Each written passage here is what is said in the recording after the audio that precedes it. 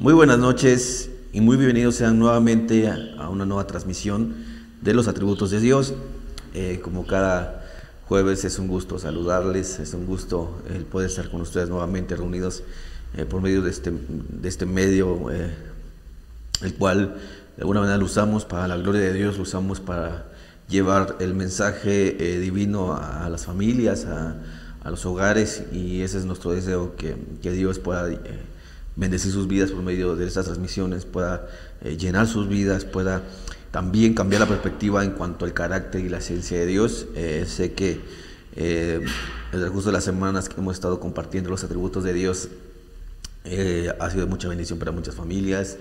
Varios nos han escrito en cuanto lo que Dios ha hecho por medio de estas enseñanzas, y queremos que Dios siga haciendo la obra, ¿no? Y vamos a proseguir con estos estudios. Hoy nos corresponde un atributo realmente interesante, un atributo realmente que poco se conoce o que no se habla de una manera correcta, y es que precisamente es un atributo que no se le considera a Dios de una manera clara, pero la Biblia es muy clara y hoy lo analizaremos. El atributo que analizaremos en esta noche es el celo de Dios, o el Dios celoso, ¿no? Es un atributo, por supuesto que natural, y es parte de la naturaleza de Dios. Así es que hoy en esta noche estaremos viendo el celo de Dios, o el Dios celoso. Para esto primeramente tenemos que ir, por supuesto, a la Biblia. Leeremos algunos textos. Vamos a leer el libro del Éxodo capítulo 20 verso 5. También leeremos el libro igual el mismo libro del Éxodo capítulo 34 y verso 14. También estudiaremos Zacarías 1:14 y Primera de Corintios 10:22. Realmente hay muchos textos que ahorita a continuación les voy a dar las citas para que después en sus casas los puedan ir meditando, pero no podremos abarcar todos porque no nos da el tiempo. Así es que vamos a leer el libro del Éxodo capítulo 20 versículo 5, también 34:14, Zacarías 1:14 y 1 de Corintios 10:22. Vamos a leer el texto, que es el libro del Éxodo capítulo 20 versículo 5. Dice así: no te inclinarás a ellas ni las honrarás, porque yo soy Jehová tu Dios, fuerte, celoso, que visito la maldad de los padres sobre los hijos hasta la tercera y cuarta generación de los que me aborrecen. Ahora leeremos el capítulo 34,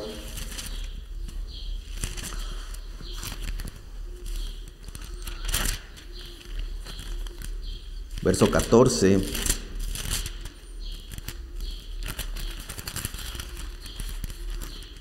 y dice así: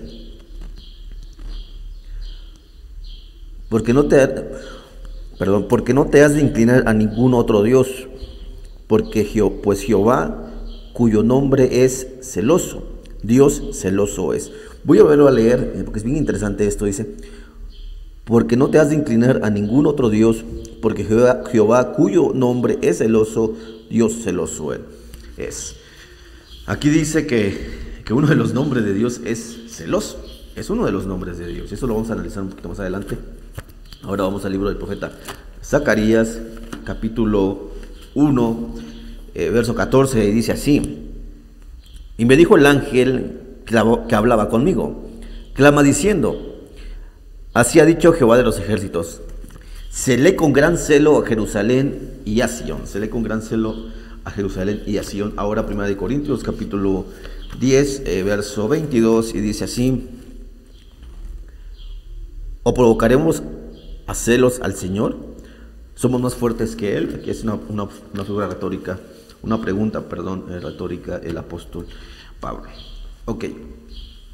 Analizar tan solo estos textos ya nos da un poco de luz en cuanto que la Biblia habla claramente en cuanto al celo de Dios, ¿no?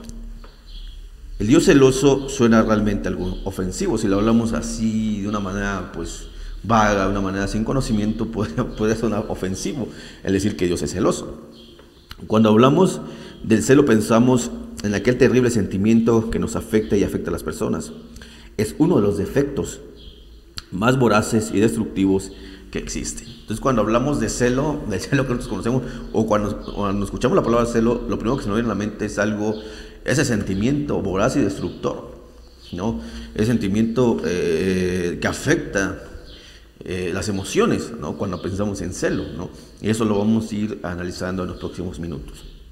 Entonces, ¿cómo podemos pensar en un Dios santo y bueno y perfecto y al mismo tiempo un Dios celoso? O sea, ¿cómo podemos nosotros de alguna manera pensar en un Dios santo, en un Dios perfecto, en un Dios de amor, pero al mismo tiempo un Dios celoso? No, como que no encajaría en nuestra mente. Hemos estado viniendo hablando acerca de los atributos naturales y es una forma de expresar, cuando hablamos del celo de Dios, es una forma de expresar la esencia de Dios, porque realmente no es el celo que nosotros conocemos o que nosotros sentimos como seres humanos, es otro tipo de celo y eso lo vamos a ir analizando en estos minutos. Como primer punto, diremos que es parte de su naturaleza y carácter. O sea, lo primero que yo puedo mencionar aquí es que precisamente el celo de Dios es parte de la naturaleza y el carácter de Dios. En realidad la Biblia habla bastante sobre el celo de Dios. De hecho es uno de sus nombres, lo que leamos en el último texto. Su nombre es celoso, decía Moisés. Entonces aquí realmente la Biblia habla bastante sobre el celo de Dios.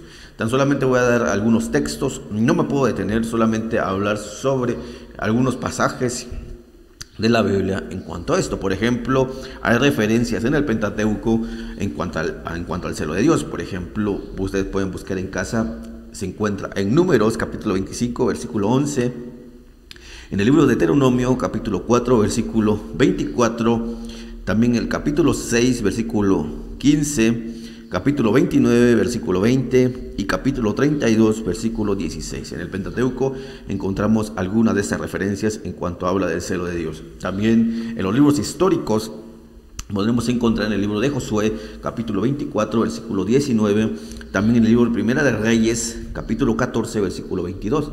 De igual manera hay referencias en los profetas, en el libro de Ezequiel, capítulo 8, verso 3 y 5, también en el libro del profeta Joel, capítulo 2, versículo 18, en el libro del profeta Sofonías, capítulo 1, versículo 18, y también en el libro de los Salmos hay algunos textos, por ejemplo, en el capítulo 78, versículo 58, y en el capítulo 79, versículo 5, solo por citar algunos textos.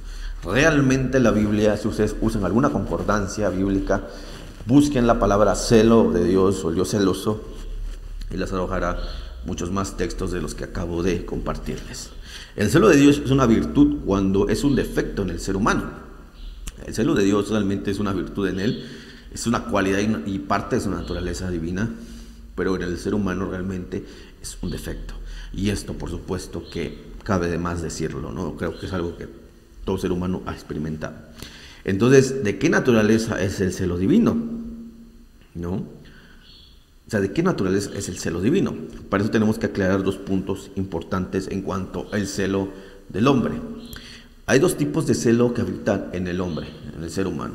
Hay dos tipos de celo. El primero que yo quisiera mencionar, primeramente, sería el celo vicioso o el celo de la envidia. Ese sería el primer celo que yo quisiera hablar en cuanto cohabita en el hombre. Por ejemplo, este celo se refleja en cuanto yo quiero lo que tú tienes y te odio porque no lo tengo, ¿no? Brota como conciencia de la codicia no reprimida. Esto es el primer celo vicioso o el celo de la envidia. Yo quiero tener lo que tú tienes y te odio porque no lo tengo, y esto es realmente natural. A veces codiciamos y esto entra de los mandamientos, que no codiciaremos nada de nuestro prójimo. Y es que precisamente eso pasa a veces cuando alguien, y esto desgraciadamente pasa dentro del mismo cristianismo, que a veces hay celo porque Dios lo usa a una persona más que a otra, que porque le ponen a participar más, y no voy a hablar en el celo natural. Si esto pasa en el celo dentro del cristianismo, de la iglesia, que no pasa afuera, ¿no? Que no pasa con el carro del vecino, que no pasa con la casa del vecino, que no pasa con la esposa o el esposo del vecino. O sea, si nos podemos hablar sobre este tema, realmente creo que habría muchas situaciones no tremendas que realmente no tendrían que existir dentro del cristianismo, pero desgraciadamente a veces eso pasa, ¿no? Y este es uno de los celos que la Biblia, por supuesto, que lo condena. Esto no es agradable a Dios. El celo de la envidia o el celo vicioso es querer tener lo que el otro tiene, ¿no? Y este es uno de los primeros celos que brota o existe en el ser humano caído, y en el cristianismo por supuesto que no debería existir. Y el segundo celo es el celo sexual o el celo sentimental, ¿no? Creo que esto es de los más claros, de los más naturales, de los más cotidianos. Brota por querer proteger una relación amorosa. Esto del celo sentimental o sexual brota por querer proteger una relación amorosa. Esto pasa cotidianamente porque protege a la pareja. Se cela de todo y muchas circunstancias. Yo sé que no todos tienen este tipo de sentimientos, y gracias a Dios, no todos son, muchos por ahí celos enfermizos, celos muy fuertes, ¿no? Pero de alguna manera existe en el ser humano. Y también están celos para venganza, cuando una relación ha sido rota. O sea, a veces también entran los celos, después de que termina una relación, están los celos, y lo que provoca es querer vengarse, ¿no? Querer provocar daño a la otra persona, y esto también es claro. Esto es tan antiguo que la misma Biblia habla, o sea, esto de los celos es tan natural desde los inicios de la caída del hombre, que la misma Biblia habla sobre la ofrenda y el espíritu de celos. De hecho, el libro de los Números, capítulo 5, le dedica casi un capítulo. Si ustedes leen el capítulo 5 de Números, versículo 11 al 32, van a encontrar la ofrenda para los celos. Y ahí ustedes van a encontrar, por ejemplo, que si la mujer había engañado a su esposo, si el esposo sospechaba o había escuchado rumores de que su esposa la había engañado, el esposo tendría que llevarlo ante el sacerdote. Y pero lo que tendría que hacer, dice que si había espíritu de celo, tenía que ir hacia el sacerdote. Y si la mujer, el sacerdote, perdón, hacía un juramento o hacía una oración con maldición hacia la mujer, y si la mujer era libre de ese engaño, si el celo del hombre nada más era como pensativo o era imaginario o solamente era sospechas de celo, la mujer iba a ser fecunda, iba a prosperar en hijos. Pero dice la Biblia que el sacerdote, cuando maldecía a la mujer, y si la mujer realmente había engañado al marido, dice que el vientre dejaba de producir hijos y le cayó una maldición terrible. Esto es tan antiguo que la Biblia habla sobre la ofrenda, sobre los celos. Pueden ir al libro de Números, capítulo 11, versículo 11 al 32, y van a encontrar esta parte, ¿no? De que el celo pues es tan bíblico, es tan antiguo, y que la Biblia de alguna manera tiene que frenarlo porque es muy fuerte y que daña las relaciones, ¿no? Ahora, debemos decir, cuando hablamos del celo de Dios, es un celo santo, sin vicios y sin defectos. Esto, de alguna manera, creo que es realmente claro. Cuando hablamos del celo de Dios, es un celo santo, un celo sin vicios y sin defectos. Ahora quisiera que observáramos lo que dijo el teólogo reformador Juan Calvino, cuando habló acerca del celo de Dios. Permítanme leer algún fragmento de La Institución Cristiana, un libro que ustedes pueden conseguir actualmente. Es un libro que no tiene menos de 1500 páginas, es un libro realmente grande, pero ahí encontrarán mucha verdad en cuanto a carácter y teología sistemática y teología bíblica. Y lo que él citó en cuanto a esto, déjenme decir lo que dijo Juan Calvino. El Señor con frecuencia se dirige a nosotros en el carácter de esposo. Así como Él cumple todas las funciones de un esposo fiel y verdadero, requiere de nuestro amor y castidad. Es decir, que no prostituyamos nuestra alma con Satanás. Así como cuando más puro y casto sea un marido, tanto más gravemente se siente ofendido cuando ve que la mujer se vuelve hacia un rival, así también el Señor, que en verdad nos ha desposado consigo, declara que arde en el celo más ardiente cada vez que ignoramos la pureza de su santo matrimonio. Nos contaminamos con concupiscencias abominables, y especialmente cuando la adoración de su deidad, que tendrá que haber sido mantenida incolume en el mayor cuidado, cuando se transfiere a otro, o sea, adultera con alguna superstición, por cuanto de este modo no solo violamos nuestro depositorio, sino que contaminamos el lecho nupcial, permitiendo en él a los adúlteros. Y sigue diciendo, creo que Juan Calvino deja muy claro esta parte, ¿no? Que Dios, al ser un Dios o un esposo, porque si leemos la Biblia del Antiguo Tiempo, Dios se dirige como esposo de Israel, y en el Nuevo Testamento se dirige como el novio de la iglesia, ¿no? Y que en su momento determinado será igual, por supuesto, el esposo de la iglesia. Pero Juan Calvino creo que acerta en este punto teológico de una manera clara, y sobre todo también podemos dar un celo en Calvino en decir que a veces el cristianismo puede prostituir su alma con Satanás, decía él, y otras verdades que él dice aquí que pueden manchar el matrimonio o la relación que podemos tener entre Dios y el cristiano. Creo que eso es un ejemplo claro, creo que esto es el significado más claro en cuanto queremos significar el celo de Dios, ¿no? Que es un celo puro, es un celo santo y sin vicios. Esto es lo que la Biblia dice. O sea, al ser un Dios santo y puro, se siente indignado y ofendido cada vez que lo provocamos a celo. Él exige absoluta lealtad de su iglesia. Creo que esto es claramente dicho, ¿no? O sea, Dios se siente profundamente indignado y ofendido cada vez que la iglesia de alguna manera lo provoca a hacerlo. ¿Y por qué? ¿Por qué se siente indignado? Porque al ser un esposo o al ser nuestro Dios santo, por supuesto que debe de existir un celo más profundo que el nuestro. Y por supuesto que no es el mismo celo que existe en nosotros, es un celo totalmente distinto. Hay un ejemplo claro de este supremo celo, y por supuesto que lo encontramos en el libro de Juan, capítulo 2, versículo 17, y creo que ya con eso se imaginarán el pasaje bíblico cuando Jesús habla sobre el celo. Creo que no hay un celo más supremo en el Nuevo Testamento, y precisamente por nuestro Señor Jesucristo, y ahí está en el libro de San Juan, capítulo 2, versículo 17. Vamos a leer el texto. Y dice así: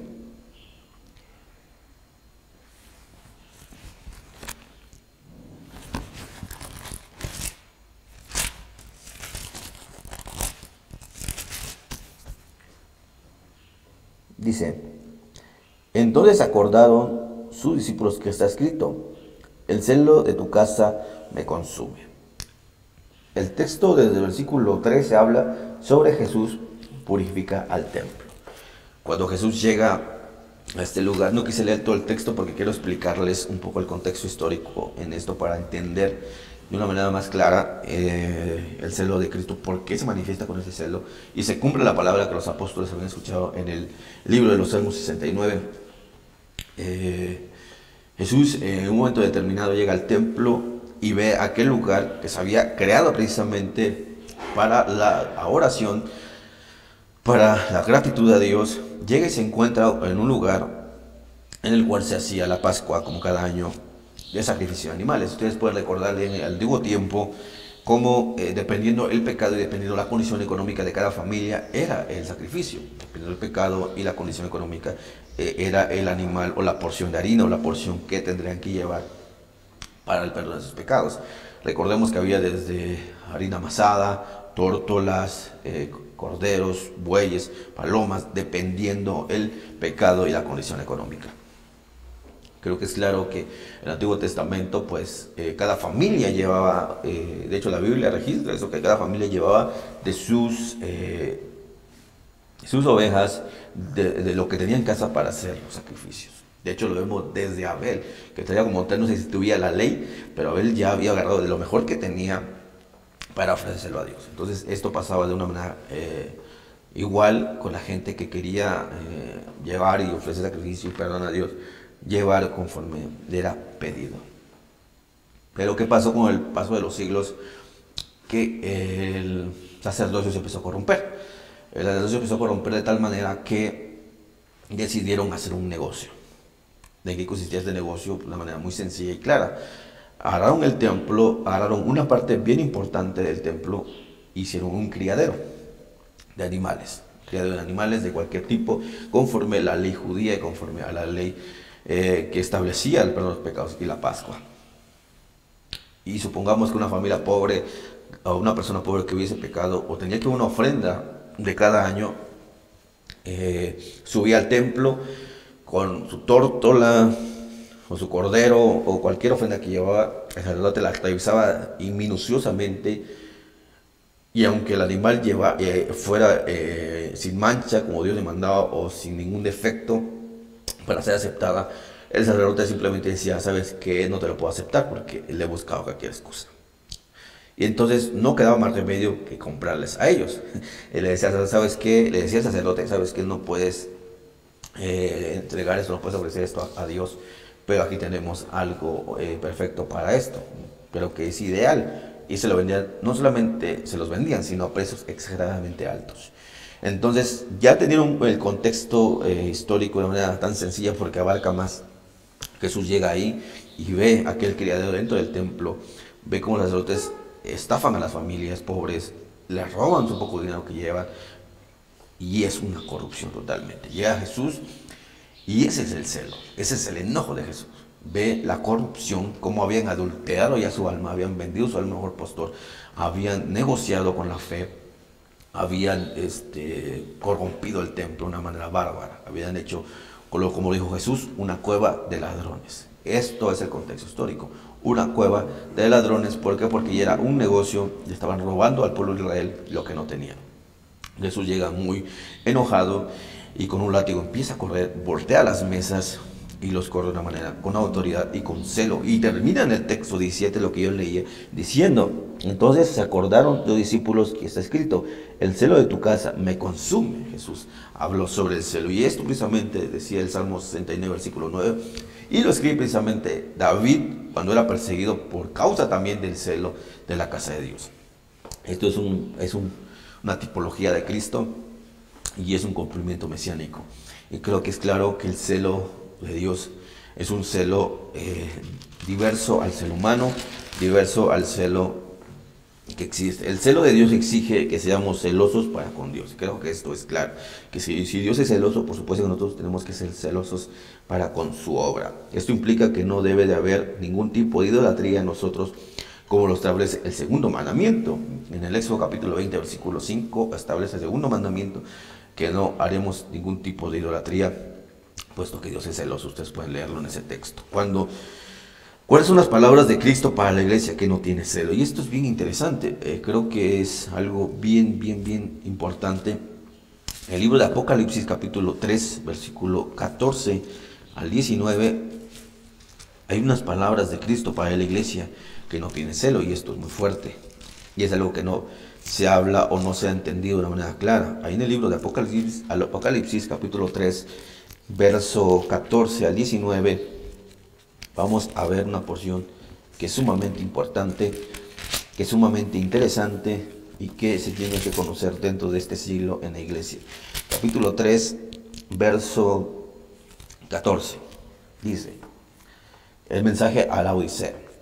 Y escribe el ángel de la iglesia de la Odisea: he aquí el amén, el testigo fiel y verdadero, el principio de la creación de Dios, dice esto: yo conozco tus obras, que ni eres frío ni caliente. Ojalá fueres frío o caliente, pero por cuanto eres tibio y no frío ni caliente, te vomitaré de mi boca. Porque tú dices, yo soy rico y me he enriquecido, y ninguna cosa tengo necesidad, y no sabes que tú eres un desventurado, miserable, pobre, ciego y desnudo. Por tanto, yo te aconsejo que de mí compres oro refinado en fuego, para que seas rico, y vestiduras blancas para vestirte, y que no se descubra la vergüenza de tu desnudez, y unge tus ojos con colirio para que veas. Yo reprendo y castigo a todos los que amo. Sé pues celoso y arrepiéntete. Creo que esto es realmente claro. Termina el texto hablando de una iglesia que pretendía agradar a Dios, con muchos creyentes hoy en día que pretenden o creen que estamos agradando a Dios, o piensan que estamos agradando a Dios, y lo único que estaban provocando era náuseas a Dios, como hoy en día muchos cristianos, por esa falta de celo espiritual por su obra. Termina el texto diciendo, cuando le dices es un desnudo, pobre, miserable, ciego, aparentemente tienes todo y no tienes necesidad de nada, pero tienes necesidad de todo, y termina diciendo arrepiéntete y sé celoso. Creo que esto es claro. La Biblia habla sobre el celo de Dios de una manera totalmente amplia, no tan limitada como para decir que Dios no es celoso. No podemos decir, es que la Biblia no habla del celo de Dios, y es que el creyente no ha leído la Biblia como tal y por eso no conoce el celo de Dios. Creo que la Biblia habla de una manera muy clara, y creo que la Biblia es muy clara sobre este tema. Así es que espero que Dios haya hecho una obra perfecta en sus vidas en esta tarde. Pidamos perdón al Señor si no hemos sido celosos para con su obra, si no hemos agradado a Dios y hemos provocado hacerlo a nuestro Dios. Creo que es un asunto muy serio que la iglesia tiene que entender, que el Dios celoso no se quedó en el antiguo tiempo, sino sigue siendo Dios celoso por siempre y para siempre. Damos por concluido esta sesión en cuanto el celo de Dios y un atributo más de nuestra serie. Que el Señor les bendiga.